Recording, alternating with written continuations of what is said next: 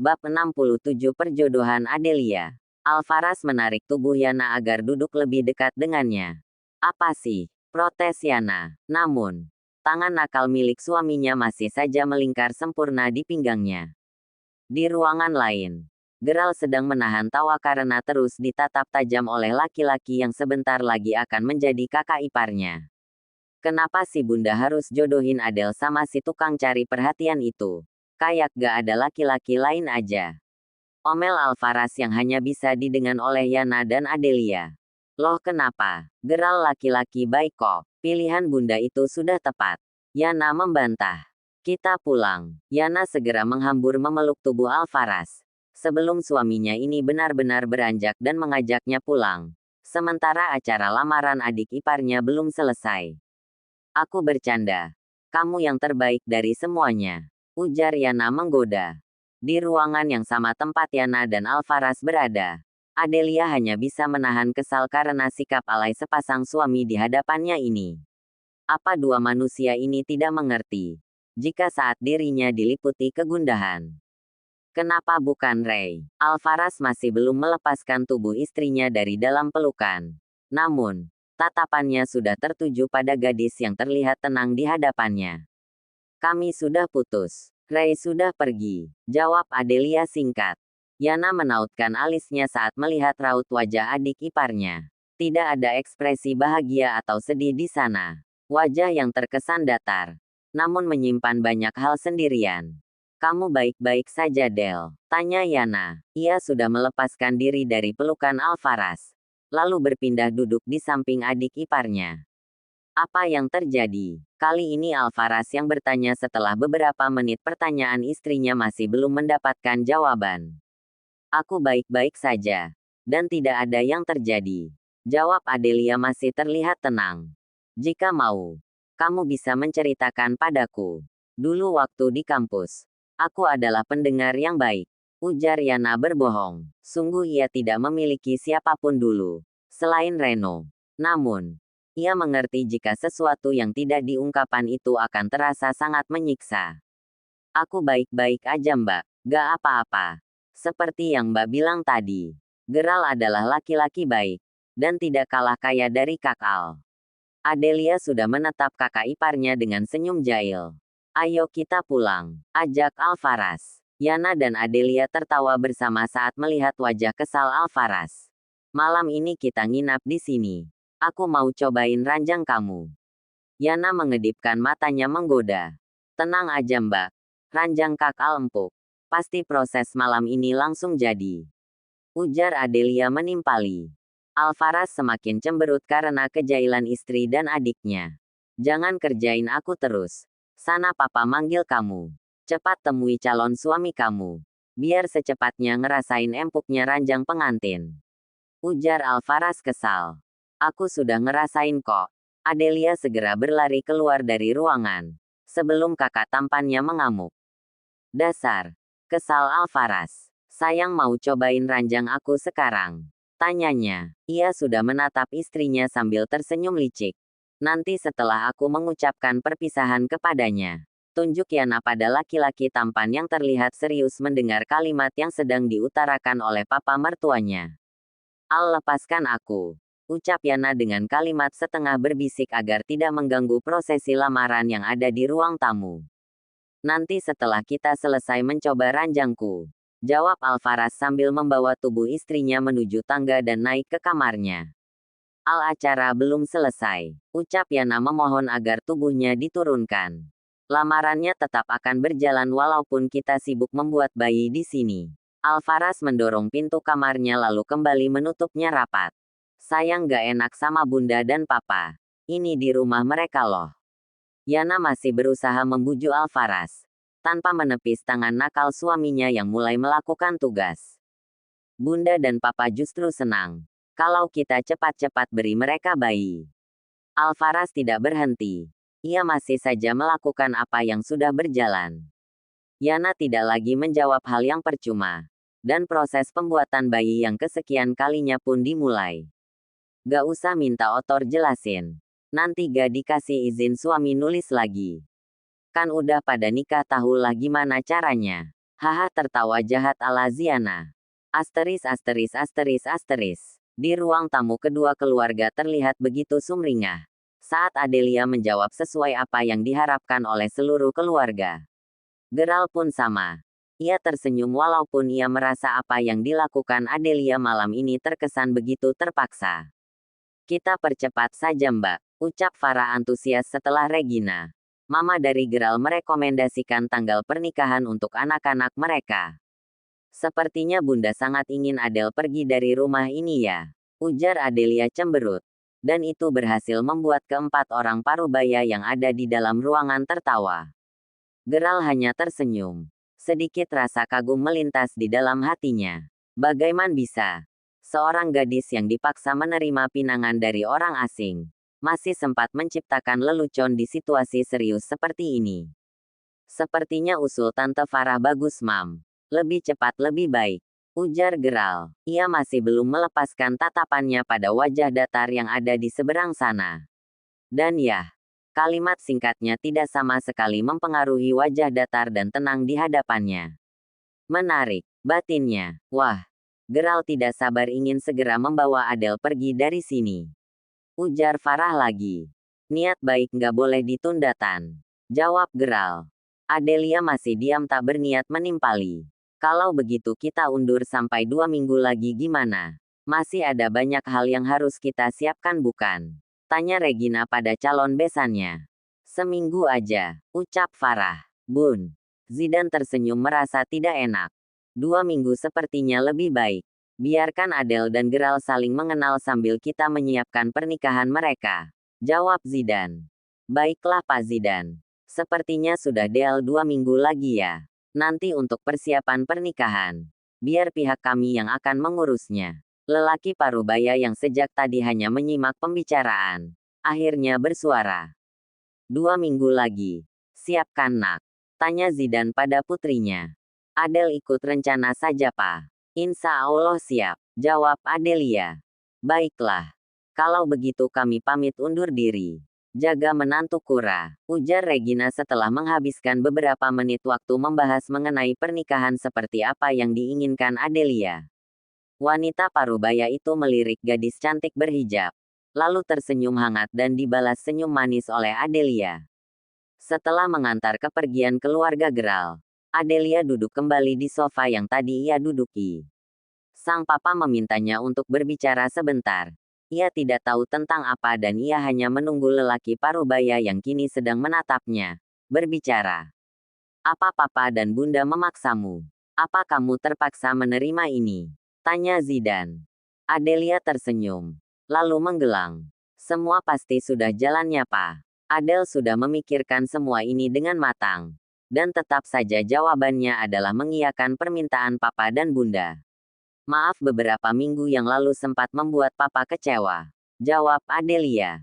Zidane menggeleng, lalu mengusap lembut kepala putrinya. Papa hanya ingin kamu bahagia. Akan ada 2 kemungkinan dari sebuah penantian. Tidak setiap penantian akan berakhir baik, meskipun ada juga yang berakhir bahagia. Papa dan bunda hanya ingin menghapus kemungkinan yang akan menyakitimu, dengan cara menawarkan sesuatu yang menurut kami sudah jelas bisa memberimu bahagia. Tapi, jikapun kamu masih belum bersedia menerima, Papa dan bunda tidak akan memaksa, ujar Zidane. Adelia tidak menjawab. Ia hanya menghambur memeluk tubuh sang papa lalu terisak di sana. Nanti tolong papa bilangin Gerald untuk memberikan waktu untuk Adele membiasakan diri ya Pak, ucapnya di sela-sela isakan. Gimana sih? Katanya lawyer handal kok yang seperti itu aja gak bisa ditangani. Ledek Zidane pada putrinya. Farah ikut bergabung dan duduk di sofa yang sama dengan suami dan putrinya. Mengusap lembut punggung yang berada dalam dekapan suaminya. Reno duduk termenung di atas ranjang, di dalam kamar salah satu hotel di kota Bandar Lampung. Ia memberanikan diri menghubungi nomor yang sudah beberapa bulan ini tidak pernah lagi ia hubungi. Tapi nomor itu sudah tidak lagi digunakan oleh pemiliknya. Lelaki itu kembali mematut dirinya di depan cermin, memastikan jika penampilannya benar-benar sudah seperti saat duku sebelum hidupnya hancur karena kebodohannya sendiri. Setelah memastikan semuanya sudah rapi, Reno melangkah keluar dari dalam kamar hotel yang ia sewa, menuju lift untuk turun menuju lobi. Yah, hari ini ia memutuskan untuk mendatangi kediaman mantan istri keduanya. Dengan mengumpulkan semua keberaniannya, ia memutuskan untuk datang meminta Rara langsung kepada mantan mertuanya secara baik-baik. Ting, pintu lift terbuka. Dek, kaki Reno mamaku di atas lantai. Tatapannya tertuju pada wanita yang tertunduk sembari meriksa lembaran-lembaran yang sedang dibuka oleh lelaki yang entah siapa. Dua orang yang berada di dalam lift seketika mendongak saat pintu lift masih saja terbuka, dan orang yang hendak menggunakan lift tak kunjung masuk. Rara ikut terkejut melihat Reno sudah berada di hadapannya. Maaf Pak, apa Bapak tidak ikut masuk? Lelaki yang mengenakan setelan jas itu bertanya dengan ramah pada pengunjung hotel mereka. Ah iya maaf, ucap Reno. Lalu melangkah masuk ke dalam lift. Akmal segera berganti posisi. Lelaki yang terlihat sangat dekat dengan Rara itu berpindah tempat. Terima kasih Akmal, ucap Rara. Sama-sama Bu, jawab Akmal. Interaksi itu terdengar jelas di telinga Reno, dan membuat laki-laki itu tidak lagi menahan diri. Ra, panggil Reno. Akmal segera berbalik, dan dengan sigap melindungi Rara. Anda siapa? Tanya Akmal cepat. Dia mantan suamiku Akmal. Tidak apa-apa, jawab Rara. Akmal menatap Reno dan Rara bergantian. Apa aku bisa minta waktu kamu sebentar Ra? Tanya Reno. Rara menatap heran mantan suaminya. Sejak kapan lelaki ini berubah menjadi selembut ini saat berbicara dengannya? Ra, beri aku satu kesempatan untuk memperbaiki semua yang sudah hancur, ujar Reno tanpa basa-basi. Rara semakin terbelalak. Maaf saya tidak bisa membicarakan masalah pribadi di tempat kerja, jawab Rara. Kalau begitu saya ingin bertemu sebagai seorang pengunjung hotel. Apa bisa? Tanya Reno lagi. Jika ada keluhan tentang pelayanan hotel kami, silakan Bapak hubungi petugas yang bersangkutan, ujar Akmal menimpali. Ra, ting, bunyi lift berhenti terdengar. Maafkan aku, lirih Reno. Rara mengepalkan tangannya mendengar kata maaf yang pertama kali dari bibir Reno. Namun, ia tetap melangkah keluar lebih dulu dari dalam kotak besi itu menuju lobi hotel. Reno ikut melangkah keluar sambil menatap punggung wanita yang sudah berlalu keluar dari dalam hotel menuju parkiran. Wanita yang sempat membuatnya lupa akan perjuangannya dengan Yana, gadis dari masa lalu, yang berkali-kali ia tolak dengan kata-kata, tetapi masih saja tidak mampu ia tolak sentuhannya. Reno melanjutkan langkahnya menuju tempat yang sudah ia rencanakan. Meskipun orang yang menjadi tujuannya datang ke kota yang jauh dari Jakarta, terlihat acuh tapi ia tetap menguatkan hati, dan tetap ingin melanjutkan rencananya yang ingin memperbaiki sesuatu yang sudah ia hancurkan. Asteris. Di sebuah bangunan mewah dengan banyak gaun berjejer, Adelia masih diam di dalam ruangan sambil menatap pantulan tubuhnya yang sudah berbalut gaun yang sudah ia pesan beberapa hari yang lalu. Suara yang terus saja meminta dirinya keluar, sama sekali tidak ia hiraukan. Ah kesal. Sungguh sangat mengesalkan jika sikap jahil yang selama ini tertanam di dalam jiwa, harus terkalahkan oleh orang asing yang sebentar lagi akan berstatus sebagai suaminya. Del, aku wajib lihat ya. Cepat keluar atau aku hubungi Tante Farah. Suara mengancam geral kembali terdengar. Sejak tadi lelaki itu meminta calon istrinya agar keluar dari ruang ganti. Ah dasar sial, Adelia berdecak kesal, namun tetap melangkah keluar dari dalam ruangan. Sumpah demi apapun, dia belum ingin mendengar ceramah sang bunda hari ini. Nah kalau nurut gini kan semuanya jadi lancar. Meskipun masih kecil, harus tetap bersikap dewasa Del. Sebentar lagi kamu akan jadi ibu dari anak-anak aku. Ledek geral. Sudah puas? Tanya Adelia selama tidak terpengaruh dengan kalimat meledek dari calon suaminya. Masih pengen lihat wajah cantik kamu sih. Tapi ya sudahlah. Hari ini sudah cukup. Dan kebaya ini sangat cantik aku suka. Jawab geral. Adelia menghentakkan kakinya kesal, lalu melangkah masuk ke dalam ruang ganti. Ah menggemaskan, ucap geral setelah Adelia menghilang di balik tirai yang menjadi pembatas ruangan. Petugas butik terlihat melangkah masuk ke dalam ruangan. dan membawa kebaya yang baru saja dilepaskan Adelia. Dan beberapa saat kemudian gadis itu ikut keluar dari dalam ruangan. Nanti kirimkan ke alamat yang ini, ujar Gerald pada petugas butik. Kenapa nggak kita bawa saja sekalian? Ucap Adelia menimpali. Kita masih harus ke toko perhiasan. Ya sekalian aja. Kan bisa ditinggal di dalam mobil. Ujar Adelia. Gak usah ngerepotin orang jika kita mampu melakukannya. Sambungnya. Kan, siapkan saja dengan rapi mbak. Saya akan membawa pulang hari ini. Ujar Adelia cepat tanpa memberi kesempatan laki-laki yang bermulut ibu-ibu itu kembali bertingkah. Ia lantas melangkah menuju kursi tunggu. Dan duduk di sana. Kamu ini kenapa sih? Aku kan mau diperlakukan seperti tuan muda yang ada di novel-novel. Gerald masih tidak terima. Adelia hanya memutar bola matanya malas tanpa berniat menanggapi ocehan calon suaminya. Satu pesan chat kembali masuk ke dalam ponselnya. Namun ia segera menghapus pesan itu tanpa ingin membacanya terlebih dahulu. Kamu lagi selingkuh dari aku ya? Gerald merampas ponsel Adelia. Berani kamu lihat isi ponselku? Aku pastikan hari ini juga kamu akan masuk penjara. Ancam Adelia. Ih serem banget sih. Gerald segera mengembalikan ponsel ke pemiliknya yang terlihat tidak bersahabat. Kamu tahu aku punya seseorang. Dan kamu tetap ingin melanjutkan pernikahan ini. Jadi ini bukan salahku, ujar Adelia. Gerald terdiam mendengar kalimat yang pertama kalinya ia dengar setelah lebih dari seminggu mereka sering menghabiskan waktu bersama seperti ini. Tidak masalah. Kita hanya membutuhkan waktu untuk sama-sama meyakinkan hati. Bukan hanya kamu yang masih menyimpan nama seseorang. Aku pun sama. Untuk itu aku maklum, jawab Gerald. Dan berhasil membuat Adelia menoleh. Kamu masih menyimpan rasa untuk kakak iparku? Tanya Adelia. Aku dan Yana memang tidak pernah menjalin hubungan sama seperti kamu dengan Ray.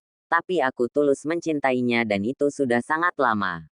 Tapi aku mencintainya dengan tulus tanpa obsesi. Untuk itu aku selalu siap jika memang dia bukanlah takdirku. Jawab Gerald. Maafkan aku, lirih Adelia. Tidak ada apapun di ponsel ini.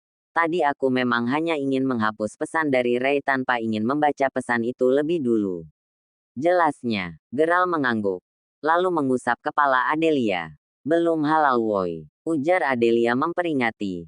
Tapi ia tidak menepis tangan yang terasa hangat menyentuh puncak kepalanya yang tertutup hijab.